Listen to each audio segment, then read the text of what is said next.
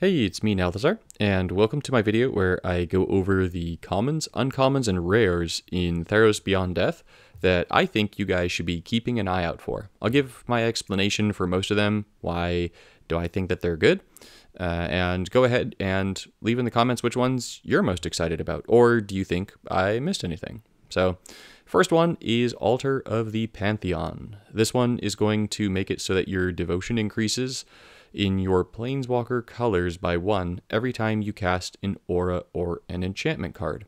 I particularly like this because all of the other ways in which you can gain devotion are by playing monocolored cards, whereas with this, you can cast a multicolored aura or enchantment, and that's going to increase your devotion by your Planeswalker colors.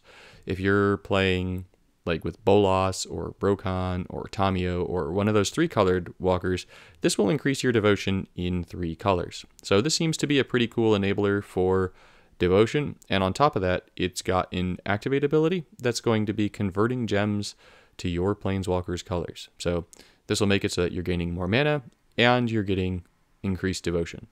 Pretty sweet all around. Aspect of the Manticore is going to be pretty nice for newer players.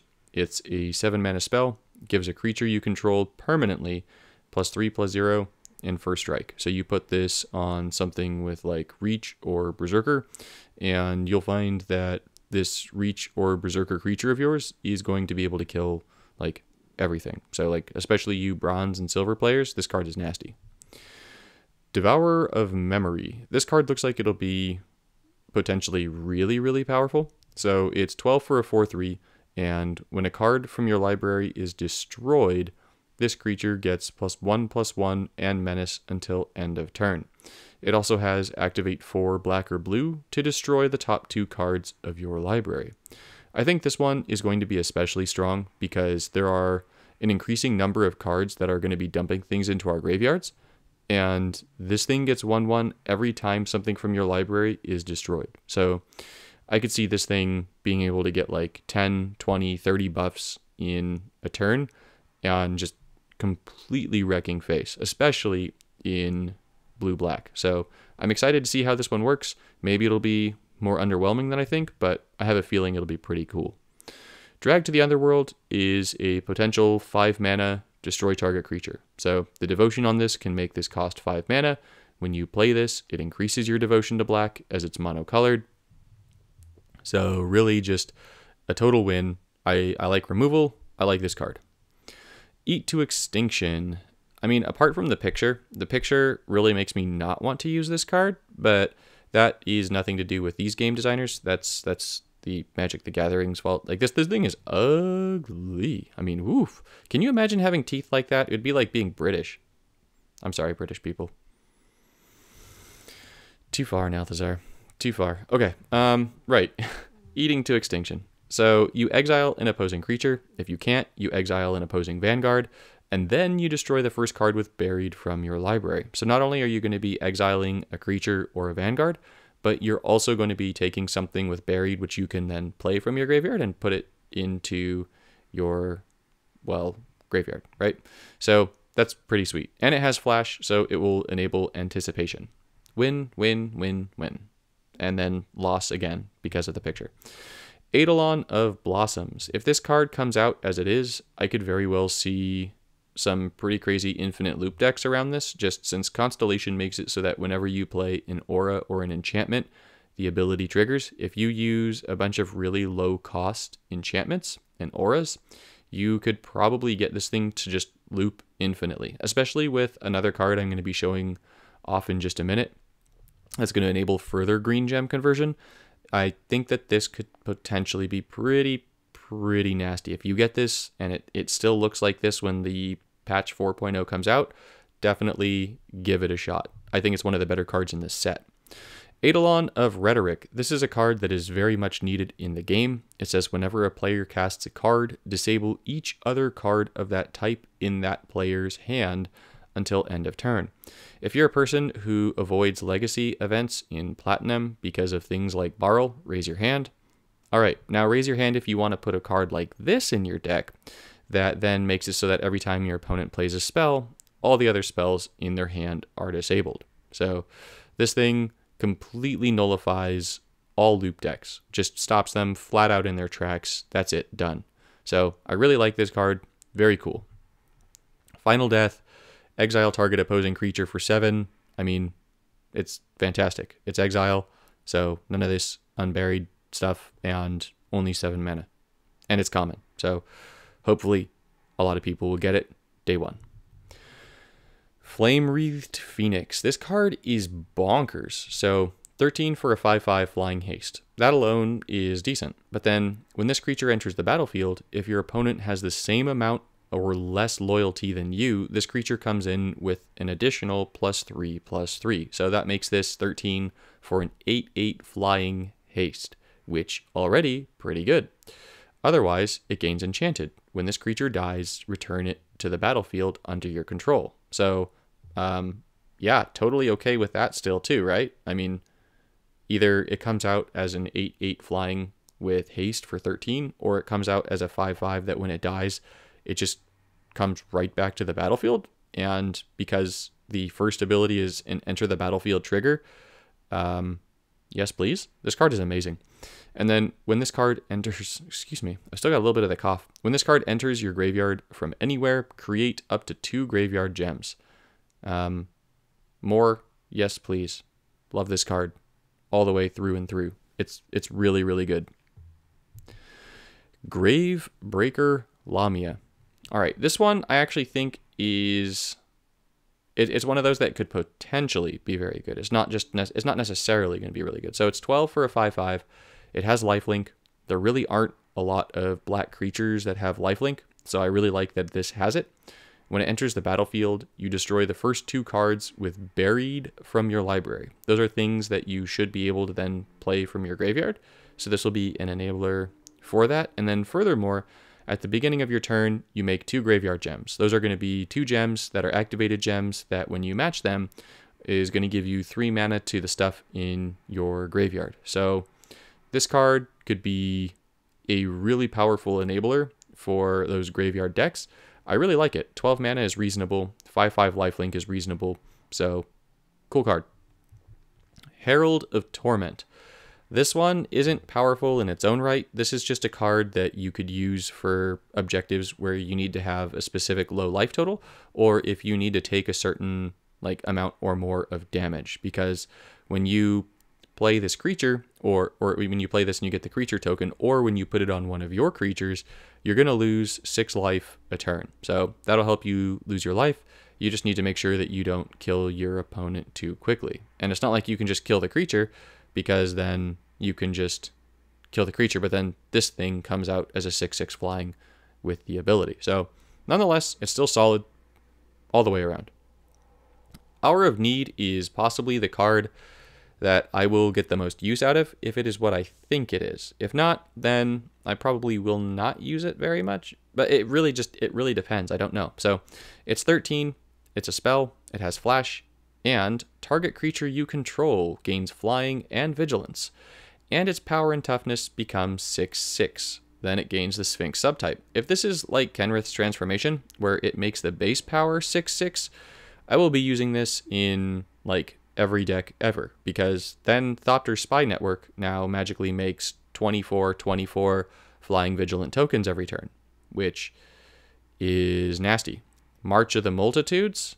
Yeah, March of the Multitudes is now going to be making 72/72 flying vigilant lifelink creature tokens. So I will be needing this very, very much if that's the case. Anticipation, so if you play it during your opponent's turn, the spell affects each creature you control instead.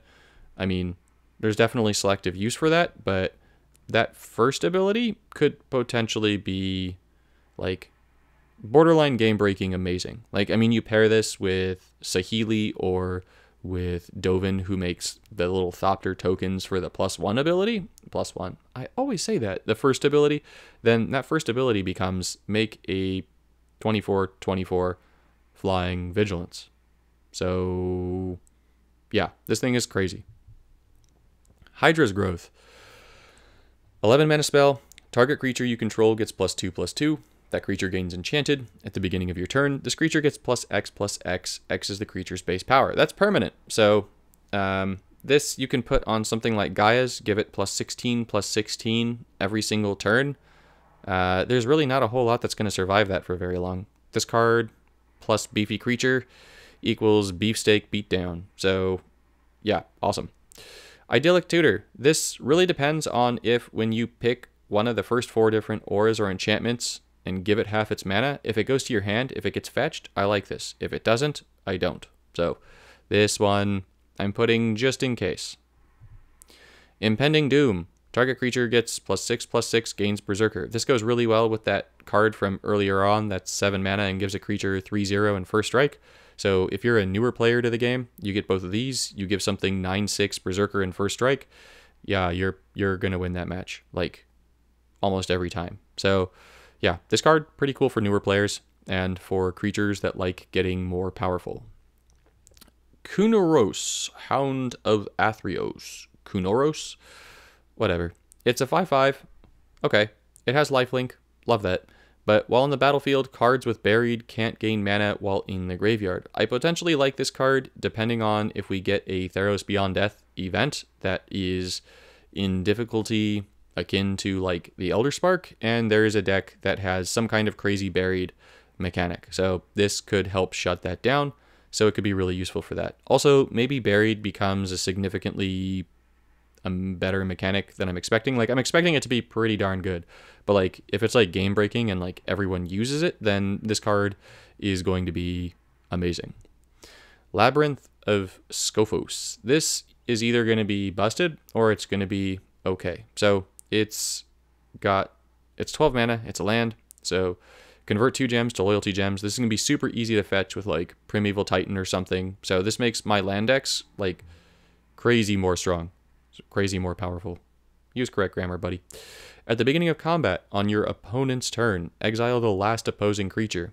Then, if it's not a token, return it to the battlefield under its owner's control with its reinforcements. Meaning, if it doesn't have haste, it can't attack you. If it's a token, it's just gone forever. You just exile your opponent's tokens. So if your opponent's playing a token deck, they're doomed. If they're not playing a token deck, they're still sort of doomed. So yeah, this card should be pretty good. Nessian Hornbeetle. I see this being really good for newer players, not for like more players with more in their collections. It's 9 for a 4/4, and the Ferocious is going to be triggering every turn with this thing down. And at the beginning of combat, this creature gets +1/+1. So for 9 mana, a 4/4 that becomes a 5/5 and a 6/6 and a 7/7 and an 8/8 and so on and so forth. This is going to win you a heck of a lot of matches in bronze and silver, and I would imagine that it'll even win you some matches in gold. It's pretty strong, honestly. Cool card. Cool looking beetle too. I'd love to find one like that in real life, you know? Night Howler. Night Howler, 17 mana.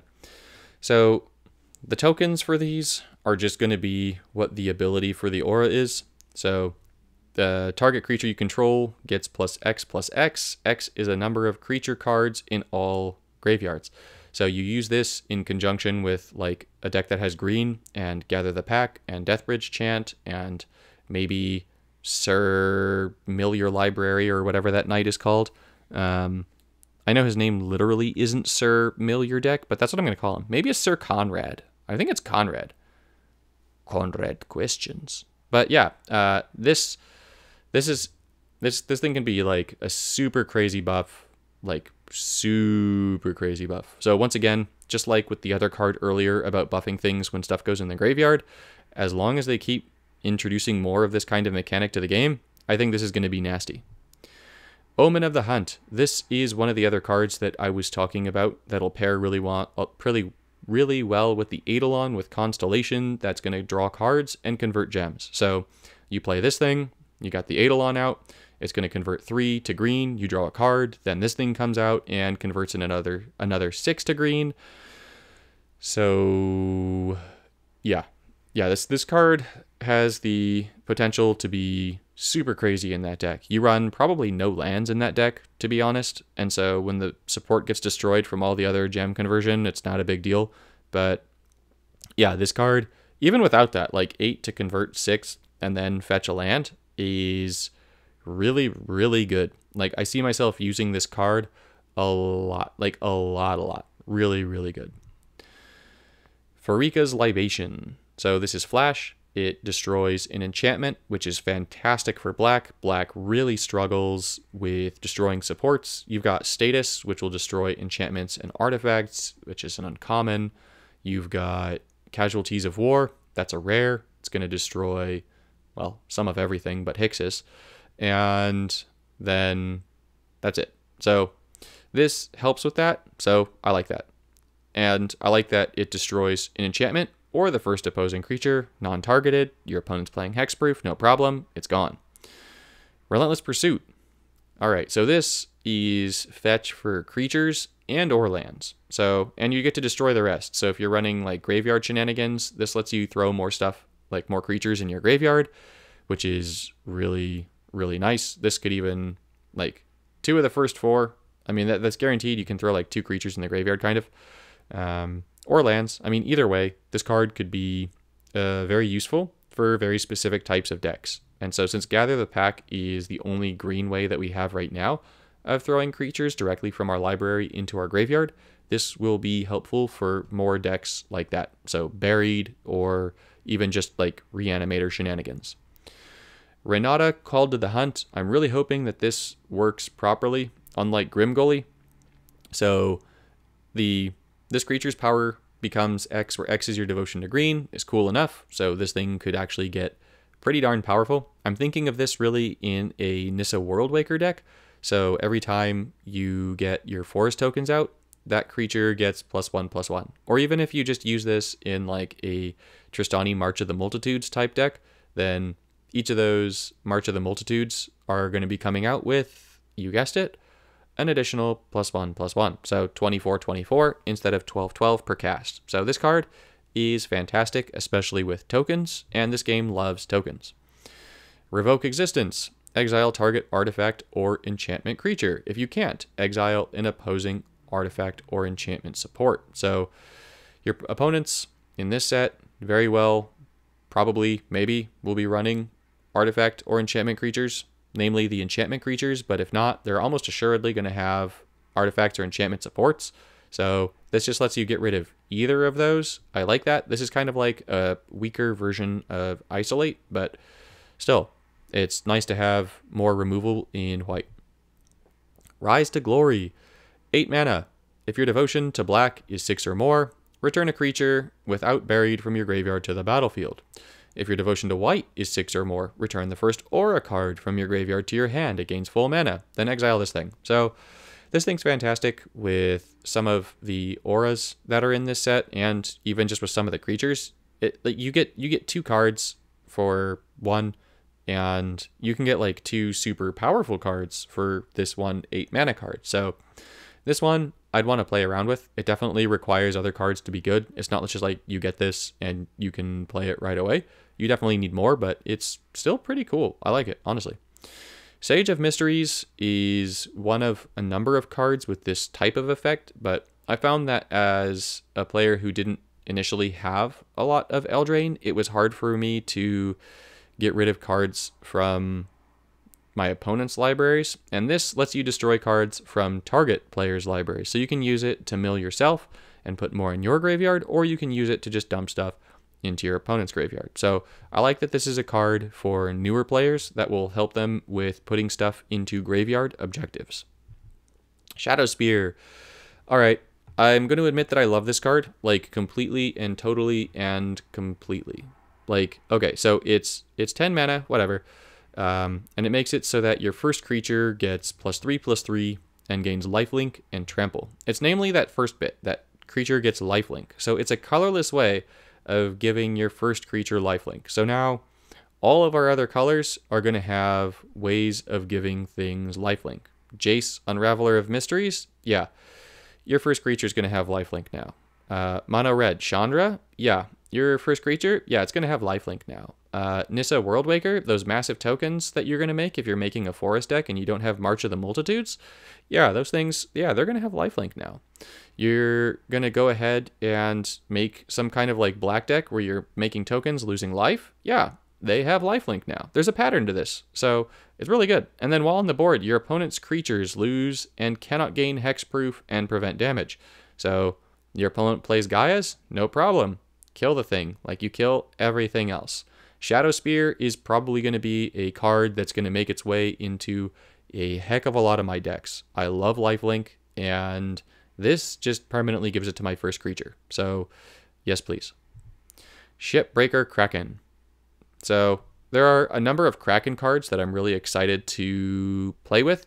Like just the sheer number of them and the synergy with them makes it so that I honestly just can't wait to get Kraken on those packs of Beyond Death, because these are really cool looking. So it's a 6/6, activate 3 blue, which is pretty substantial.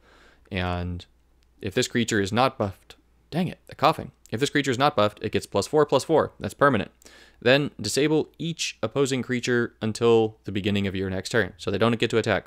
Otherwise, so if it's already been buffed, it gets +2/+2. So there's like so much blue gem conversion right now. Like this set is even adding another blue gem converter, and it's actually a Kraken themed gem converter that we're going to be seeing in just a minute. So yeah, it's going to be super crazy good. I'm wondering if just like all the Krakens are going to be an exclusive bundle, and so we get all the different Kraken synergy stuff in that. If it is, that's going to be a really cool bundle. Guys, like really cool bundle. So let us move on. Staggering Insight. Just like with the Spear for giving things lifelink, I like that this gives my blue decks a way of getting lifelink on a creature, and I get to choose which creature too. So I really like that bit too. And on top of that, the creature also gets enchanted whenever it deals combat damage to my opponent's planeswalker, draw a card. So this is going to be Jace Unraveler's new best friend, along with the Spear, along with a bunch of other cards. The set is awesome. Let's keep going.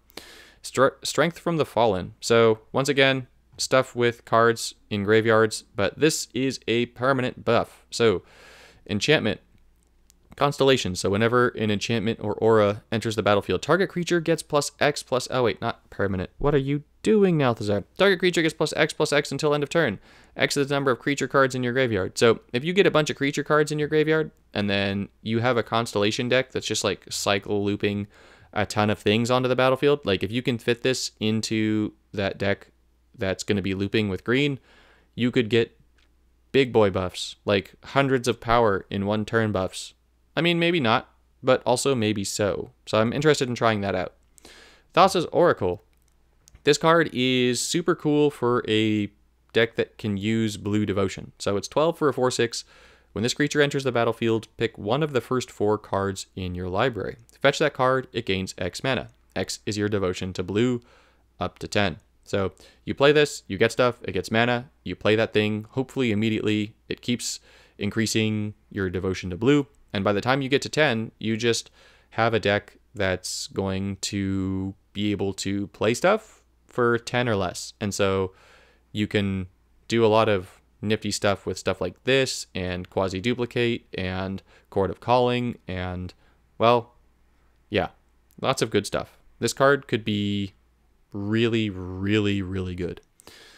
The Akroan War. We're going to go ahead, take a look at all 3 chapters of this one, but for the first chapter, you gain control of target opposing creature for as long as this support remains on the board, which is nice. You get it for 3 turns, so it's removal in that way. And then each opposing creature gains Berserker until the beginning of your next turn. So your opponent's creatures are now going to savagely attack their friend that you just stole in a battle of attrition. And then finally, each opposing enabled creature deals damage to itself equal to its power. So this should just kill all of your opponent's creatures. Now, if your opponent only has 1 creature, then you're only going to be getting this first one, and then doing whap, whap, whap, whap. I have a feeling that even though you're gaining control of it, and it's now in your control, that it's not going to count it as an opposing creature. If it does, then it's like super amazing, 5 out of 5. Otherwise, it's like 4 out of 5, but still pretty good. Underworld Dreams. Just think this plus Ob Nixilis. The end. Right? More card draw, more damage. Sweet. this is the other Kraken thing I was talking about. So 9 mana, 4 shields. The beginning of your turn, convert 2 gems to blue, because we don't have enough things that convert to blue. Then, if there are 14 or more blue gems, destroy the support and return all creatures to their owner's hands, except for Kraken, Leviathan, Octopi, and Serpents. So, okay. It's at the beginning of your turn that it does the whole destroy the support. So it converts, and then once it converts, if there are 14 or more, that 14 or more is like basically definitely going to be happening. So this is kind of like a 9 mana, wipe your opponent's field. This is awesome. Now, it's wipe your opponent's field only if you're playing Kraken, Leviathan, Octopi, Serpents, but there are many opportunities for this. So yeah, I kind of must have this card.